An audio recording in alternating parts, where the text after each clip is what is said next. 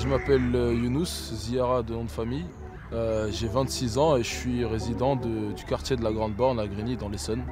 Aujourd'hui, je suis étudiant en master en ingénierie d'affaires et développement commercial. Younous Ziara vit dans l'une des communes les plus pauvres de France, à 20 km au sud de Paris. Près de 40% de la population vit sous le seuil de pauvreté. Ici, l'Union européenne est vue comme une entité lointaine. Je la vois un peu comme beaucoup de jeunes dans les quartiers. Ça veut dire que c'est un concept auquel on n'a pas forcément accès. On ne sait pas réellement ce que fait l'Europe. On n'en voit pas réellement, on n'en voit pas directement dans nos vies les conséquences. Et j'ai envie de dire même, on ne sait pas forcément comment ça se passe. Mais comment se projeter en Europe depuis ces quartiers relégués de la métropole parisienne?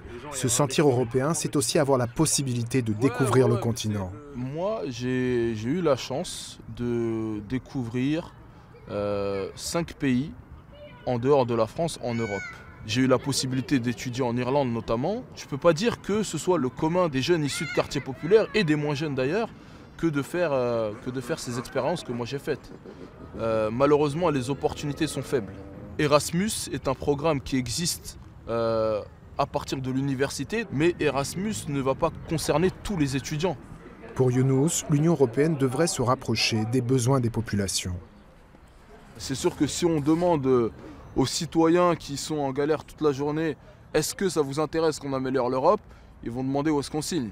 Mais est-ce que ceux à qui profite le système aujourd'hui vont avoir envie que le système évolue au risque, je dis bien au risque de perdre certains avantages qu'ils ont, certains privilèges? Eux, ils voteront contre.